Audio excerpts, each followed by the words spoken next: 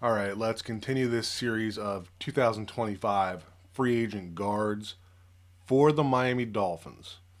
And that's critical because this might not be how I view the players overall, but it's how I feel they can fit into the existing scheme of the Dolphins while also seeing if they can help some of the shortages that existed in the 2024 iteration of the offensive line. Leading up to this offseason, Trace Smith was viewed as the prize free agent guard. So that's what we started out with, kind of as a baseline for comparison as we go forward. In this one, we're going to look at Aaron Banks from the San Francisco 49ers. Coming from the 49ers is critical because I think his film review is going to closely match the type of things the Dolphins expect from their guards in this scheme. I am not a algorithm farmer. I don't ask you to like, subscribe, comment, all of that stuff. You can do that on your own if you enjoy these videos.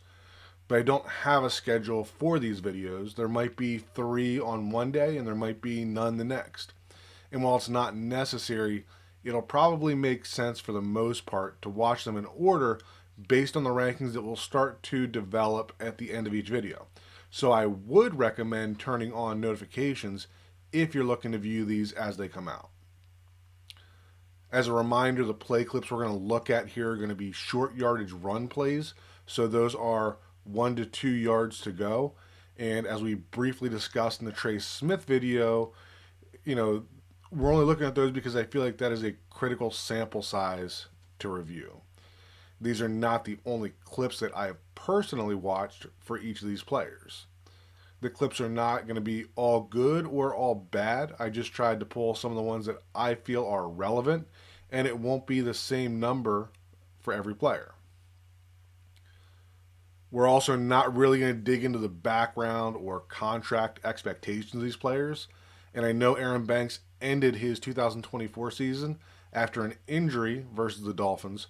And I'm not including injuries in the final rankings either. That's for Chris Greer and you to decide how much all of those things factor into your rankings. I'm just trying to figure out who best fits this system when they're on the field. All right, let's start taking a look at these film clips for Aaron Banks. So he's going to be your left guard in our videos here. And first play here is essentially going to be, it's a jet, but in terms of blocking, this is outside zone to the right blocking. And we talk about, these guards in this scheme not needing to be athletes that can, run a 5.0 40 or anything like that. It's guys that need to be quick in a phone booth. So we're looking at a 2-eye technique here. And you can see that off the snap, that Banks is going to have good quickness to, get kind of horizontal in his step, right? Running sideways, getting that head across is a big key here. And just continuing to run through that and cut it off. I mean, that defensive tackle is likely not going to make that play, but still something worth looking at. So now back to you on the left side here. Again, this is kind of a outside zone look. And based on the alignment of these players, you're going to see a pretty quick cutback here because Trent Williams is going to block out here and Isaiah Banks is going to block out there as well. And you can see that as they're going off the ball, those defenders are holding that outside leverage. So Banks and Williams both are going to look to press that defender outside. And you can see that they do a good job of that, right? When you look at where that defender starts versus where they end, right? We're getting a little bit of movement there. And the issue with that converting is more on the inside there. But nothing I would be concerned about here from Banks. Facing you, so back over on this side. Again, outside zone. These are going to be, you're going to have your fullback getting to the end here, which means that you're going to have the combo block between the tackle and the tight end up through the linebacker who's in the box here, which is essentially going to make Banks a solo block on this defensive tackle that's slanting to the inside. So he wants to get the head across, right? If that defender is going to stay to the outside, he'll press him to the outside. If that defender wants to cut to the inside, just going to wheel him around. And that's, well, this defender since they shifted over. But you get the idea. That defender slants to the inside, so Banks just wheels around and is able to seal him to the inside. And that helps to get the running back to the outside here. Flipped around again, so back to you. Now this is going to be uh, inside zone, right? So now technically you have a combo block between the tackle tight end and these two, and then the left guard and center between these two. And you can see that Banks doesn't get a ton of help there. Um, he's not getting, he's not getting a ton of movement on that player, but he does do a good job keeping him engaged. He's not losing that connection, and that's going to be enough on a play like this, right? If everybody does that, right? We got Pooney over here getting onto his guy. The tight end is doing enough to seal him outside, right? And that's just going to give this running back opportunities to find that short yardage conversion.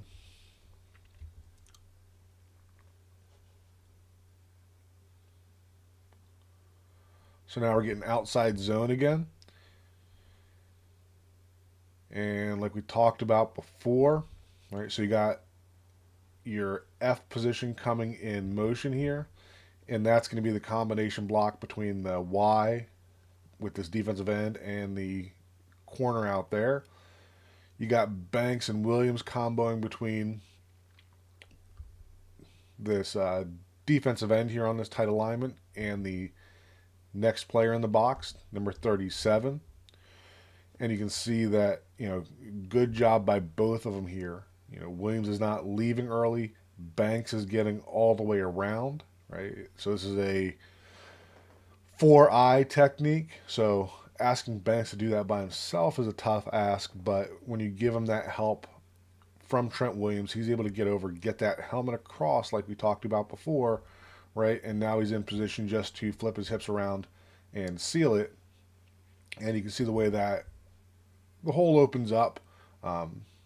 We don't get to this linebacker, right? But on the front side of this, still doing exactly what you'd expect on this play. Facing you now, so he's over here.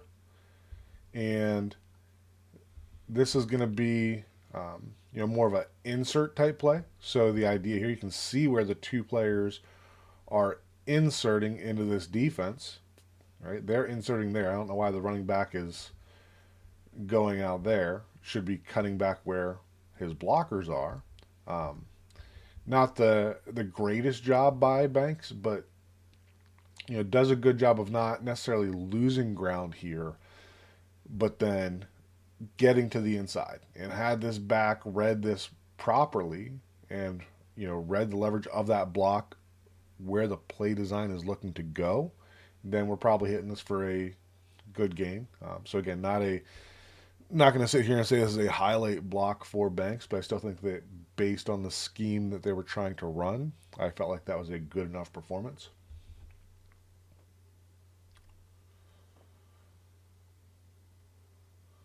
Now I got a clip here against the Seahawks. And of course, outside zone again, right? So combination blocks again. We got fullback and tackle to the end and the corner in the box here. So you're going to have left guard and center through this tackle up through the safety that's climbing into the box. That's what you should have. We've seen this happen with the Dolphins where this late safety comes up and is not accounted for. It looks like they never got out of that alpha or ace call to 0. And Brendel is climbing there instead.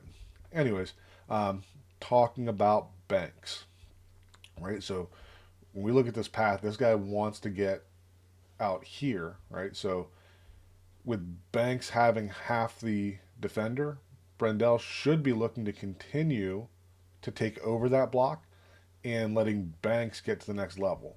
So the fact that you know, that Banks gets beat to the inside here, I don't feel like is necessarily on Banks. Maybe could have gotten a little more upfield push here, but really this hole is right in there where the back should have just pressed it through and gotten what he could. So could be better, but this play ending where it did, I don't think was completely on Banks either.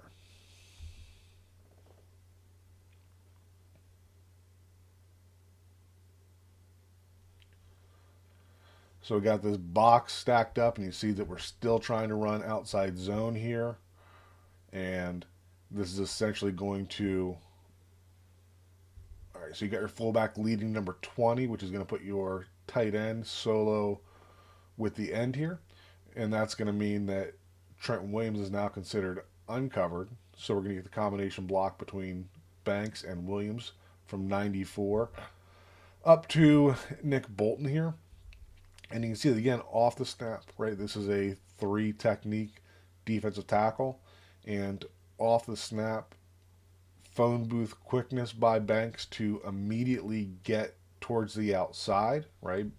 Williams just gets hands to make sure he's not slanting there.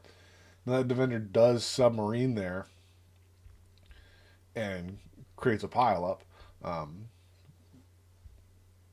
But, I don't know what else you'd really expect Banks to do here, but I still think this was a good job of getting to that position, right? If he's not in that position, then that defender is probably still trying to press this to the outside.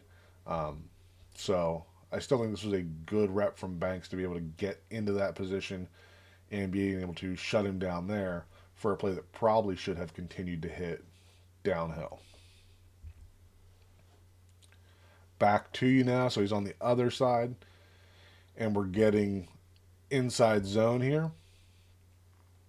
So from a combination block perspective, we're going to have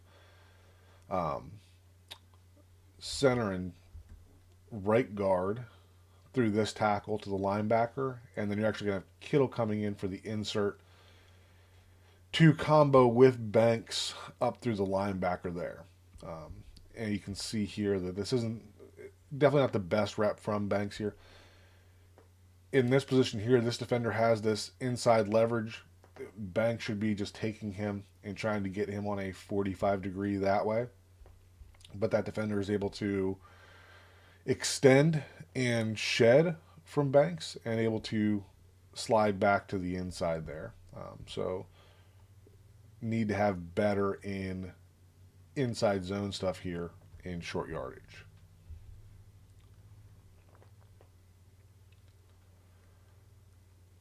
Against the Chiefs still here.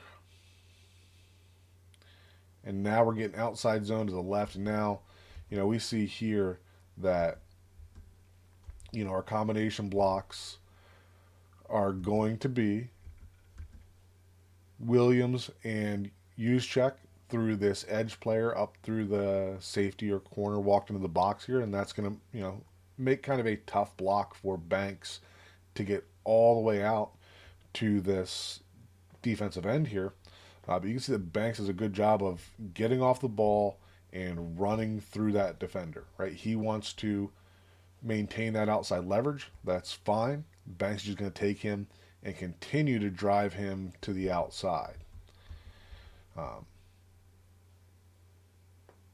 Good angle by Banks here, because had this guy tried to slant to the inside, I still feel like the angle that Banks had was good enough to be able to adjust for that, but he doesn't. Like I said, he wants to hold that outside, so Banks gets that helmet right in the V of the neck of that defender and ends up with a pancake on the play.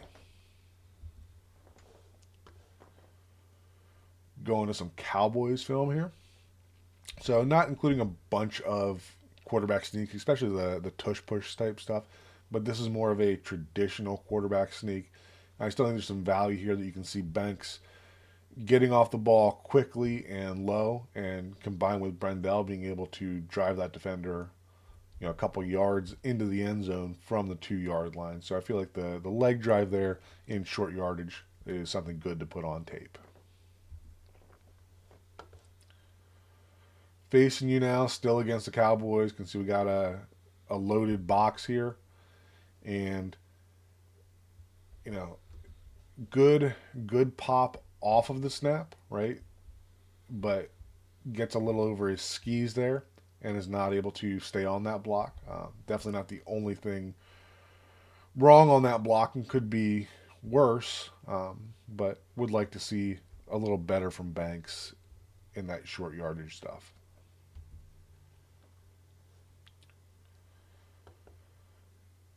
Back to the Seahawks again. So this is going to be outside zone to the right. And so the idea here is just to try to cut off this backside. And you can see that that defender is basically diving into the gap in a short yardage situation. So really can't get your head across there. But I think it's a good job of Banks there to get a piece of him early so that that defender is not able to just continue running through. Again, not anything spectacular, just showing some good short area quickness to win in the first two steps and to make that player a non-factor as the play continues to develop. Couple more for Banks before we wrap it up. So this is going to be against the Rams, back to you, so he's on the left side here, and this is going to be more of a duo look.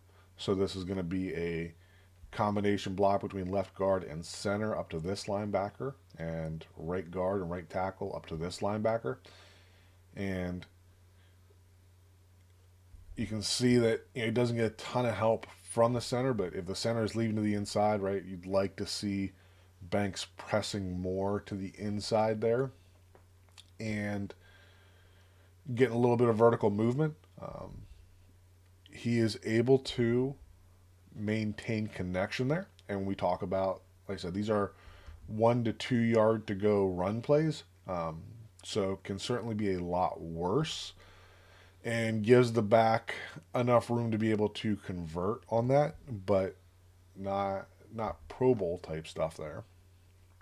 And then last clip here is going to be wrapping up against the Dolphins. So this is going to be outside zone to the right, and what we're going to have from Banks here is him trying to reach Benito Jones as your one technique defensive tackle. And you can see that not in great position there. You'd like to see him get his head across and be able to press that. Jordan Brooks ends up unaccounted for and runs through to make that play. But from a Aaron Banks perspective, even though he doesn't get into a good position to start with his head across, still doing a solid job of, being able to move him a little bit before the end of the play. All right, so now the tough part. Where do we rank Aaron Banks? Trey Smith is the only guard that we've done so far, so he's at the top of the list right now. We talked about him in the last video, and there was definitely some highlight type stuff in his short yardage and duo clips where he's really moving guys off the ball. But there was also some really bad, losses on that video as well from Trey Smith. Aaron Banks that we just got done looking at, he doesn't have those dominant reps in the inside zone and duo stuff, but he also, really didn't have those ugly losses either. Banks also has better experience in the outside zone system. You can see that he was, a little more adept in those concepts than what Trey Smith was. And that's not to say that Trey Smith can't get there, but when we're looking at a player that we want to come into this scheme and we want to play starting day one in 2025 and be an upgrade at our guards, I think that factors in. So a little bit of, probably a controversial move here from the start. But if we are looking at these players, and like I said, we're not talking about their projected contract, we're not talking about the background, we're not talking about injury. When we talk about these players fit in the scheme, and how they can help the Dolphins in 2025. If we're looking at these players at even money, let's say $10 million per season, um, I think that I would take Aaron Banks over Trey Smith for the Miami Dolphins. As always, leave a comment below. Let me know what you think of this decision. Let me know if you feel different based on these two videos. We'll continue to do this series. We're going to continue to update this listing. And I don't know that Banks is going to stay at the top of the list either. And I think we're going to have, some other good contenders as we progress through these videos.